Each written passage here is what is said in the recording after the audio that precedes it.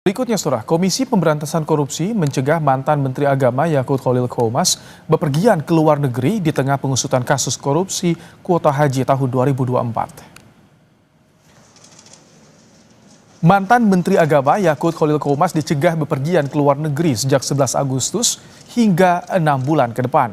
Tak hanya Yakut, KPK juga mencegah staf sus Yakut dan juga seorang pihak swasta pemilik tur haji dan umroh. KPK telah menaikkan status kasus korupsi kuota haji ke tahap penyidikan, tapi KPK belum menetapkan tersangka dalam kasus ini. Yang pertama, Saudara YCQ ya, Menteri Agama periode 2020-2024, kemudian Saudara IAA yang merupakan staf sus Menteri Agama pada periode tersebut, dan juga Saudara FHM yang merupakan pihak swasta selaku pemilik tur haji dan umroh gitu ya. Pencegahan ke luar negeri kepada para yang bersangkutan tentu dibutuhkan penyidik agar yang bersangkutan tetap berada di Indonesia supaya dapat mengikuti proses penyidikan ini. KPK melakukan pencegahan ke luar negeri terhadap ex-Menteri Agama Yakut Khalil Qomas atas kasus dugaan korupsi kuota haji 2024. Menanggapi hal tersebut, Menteri Imigrasi dan Pemasyarakatan Agus Adrianto mengaku belum menerima laporan dari KPK soal pencegahan ke luar negeri pada mantan Menteri Agama Yakut Khalil Qomas. Agus bilang biasanya KPK akan bersurat ke Kementerian IMIPAS untuk meminta pencegahan orang yang berhadapan dengan hukum. Saya belum mendapat laporan. Sejauh ini belum ada pengajuan untuk permintaan pencegahan kepada yang bersangkutan. Nanti kalau ada informasi nanti akan. Tapi mekanismenya seperti apa, Pak? Ya, mereka akan meminta kepada kita untuk melakukan pencegahan kepada seseorang yang sedang berhadapan dengan hukum yang dilaksanakan oleh aparat penegak hukum. Mantan Menteri Agama Yakut Khalil Qomas mengungkapkan baru mengetahui dari media massa perihal pencegahan dirinya di kasus dugaan korupsi penentuan kuota haji 2024. Dalam keterangan tertulisnya, juru bicara Yakut Khalil Qomas mengaku akan bertanggung jawab mematuhi proses penegakan hukum yang berjalan di KPK. Melalui juru bicaranya secara tertulis, Saudara, Yakut menegaskan bahwa keberadaan di Indonesia akan disesuaikan dengan kebutuhan penyidikan demi terungkapnya kebenaran secara transparan dan adil. Yakut juga berharap seluruh pihak dapat menunggu penyidikan tanpa prasangka sambil memberikan ruang penegakan hukum bekerja secara profesional.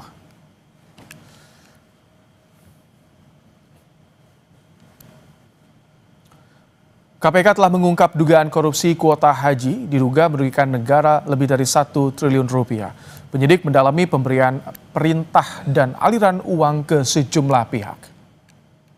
Ini baru saja naik ke penyidikan dengan sprindik umum, artinya memang masih dibutuhkan langkah-langkah penyidikan untuk nanti kemudian KPK menetapkan para pihak sebagai tersangkanya.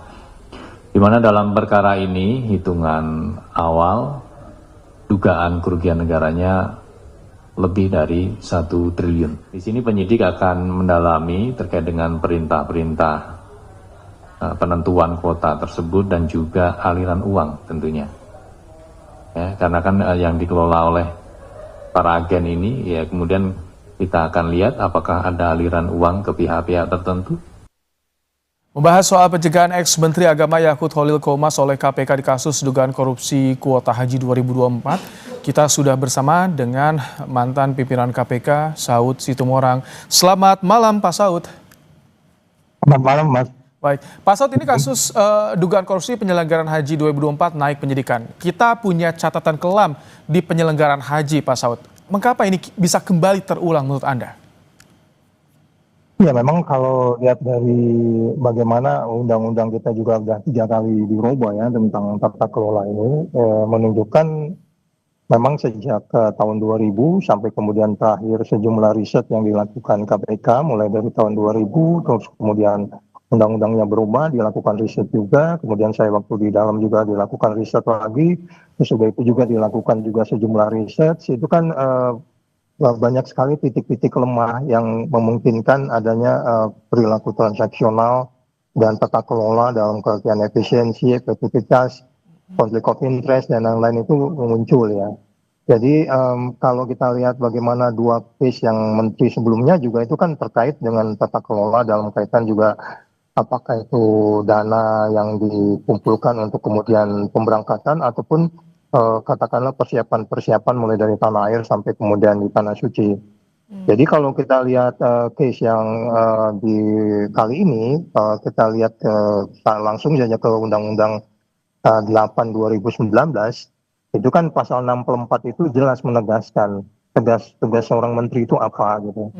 Nah, dugaan saya memang terkait dengan yang disebut sebagai kuota yang seharusnya 69, 68, 62 dan 8% itu kemudian diubah menjadi 50 kuota itu menunjukkan itu tidak sesuai dengan pasal 64 Undang-Undang 8 2019. Jadi yang bertanggung jawab sebenarnya ya tentu di dalam pasal 64 itu yaitu menteri. Gitu Mas Brian.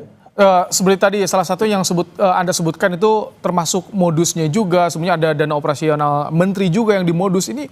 Beberapa celah banyak yang rentan di praktik korupsi di sana. Ini memang susah ditutup celah-celah itu. Iya, memang dari awal itu sejumlah rekomendasi awalnya itu kan ada 48 poin ya. Kalau mulai dari tahun 2005, terus kemudian beberapa poin juga tahun 2019, 2020 juga dari dalam kaitan pengelolaan dana juga itu banyak titik-titik yang sebenarnya kalau kita bicara auditnya, baik itu audit kinerja dan audit katakan keuangannya, memang sudah nampak titik-titik kelemahan itu yang kemudian KPK melakukan sejumlah rekomendasi, tapi rekomendasi itu tidak mulus seperti yang kita inginkan. Sehingga kemudian pertanyaannya adalah kalau kita lihat juga bagaimana 3 kali perubahan undang-undang itu kan arahnya kan sebenarnya itu ke tata kelola semuanya. Jadi rekomendasi, pengawasan, audit itu yang tidak perform sehingga kemudian orang bertanya apakah perlu lagi badan baru dan lain-lain. Itu semua kan arahnya sebenarnya bagaimana pertanggungjawaban dana dan memberangkatkan orang mulai dari rumahnya sampai kembali lagi ke rumah.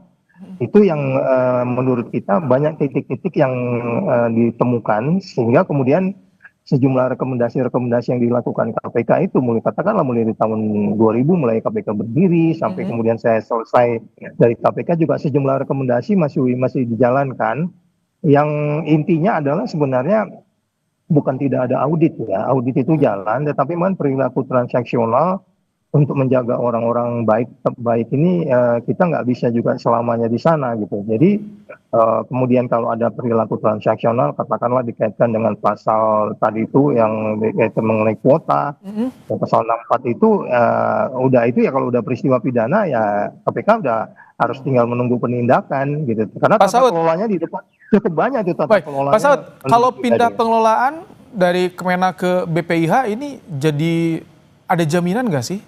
Pengawasan bisa lebih transparansi juga pengelolaan dananya.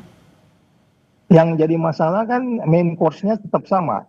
Main course-nya itu adalah terkait dengan kuota, terkait juga dengan mulai dari detail-detail katakanlah catering, transportasi, terus kemudian menjaga kuota itu untuk kemudian tetap pada seperti mana di dalam undang-undang. Nah itu kan menjadi sulit kalaupun ada badan-badan baru kalau perilaku transaksionalnya akan jalan ya tinggal menunggu penindakan gitu. Apalagi kalau umpamanya nanti ada selain kerugian negara ada kickback ya. Kita belum tahu apakah nanti selain kerugian negara karena dikaitkan dengan kuota yang kemarin disebut-sebut angka 1 triliun itu saya nggak ngerti hitungan kerugian negaranya seperti apa, tapi itu bisa dibayangkan kerugian itu adalah ketika kuota itu diubah, kemudian itu tidak menjadi pemasukan negara. Jadi artinya gini, konflik of interest-nya yang tinggi di dalam pengelolaan haji ini, itu yang mungkin agak sulit kalau tidak kita masuk, bukan tidak ada SOP, ada kemudian ketentuan bahwa menu itu harus sekian kalori, tapi itu juga kan dibantah juga kan, artinya dilanggar juga. Jadi standar-standar yang sudah dibuat itu pun ada dilakukan katakanlah adjustment atau pelanggaran-pelanggaran sehingga kemudian terjadilah peristiwa Jadi ini kan mitigasinya bagaimana sih Pak Saud? agar tidak mengadakan penindakan melulu, mitigasinya bagaimana? Mungkin tidak ditutup sampai tidak terjadi. Kalau kita lihat dari rekomendasi sejak ketemu angka 48, terus angka 37 rekomendasi sampai itu kan semua angka-angka itu dalam rangka menutup celah-celah itu. Tetapi kemudian kan bagaimana itu dilaksanakan itu menjadi persoalannya. Nah, kalau kemudian DPR sudah melakukan pengawasan, kemudian ada badan baru juga yang dipisahkan untuk kemudian supaya pelaksana dan pemerintah juga dipisah untuk saling check and balance satu sama lain. Tetapi kalau kemudian transaksionalnya masih muncul, auditnya bukan tidak ada audit. Dari audit itu kan kelihatan kinerjanya. Dari awal kan itu audit BPK itu sampai hari ini juga audit BPK-nya jalan. Tapi kan itu tidak bisa dijalankan kalau kita katakan tata kelola. Rekomendasinya kan cukup banyak. Pakai konsultan juga. Sehingga kalau kita katakan bahwa transaksional masih ada, korupsi masih ada, ya tinggal penindakan.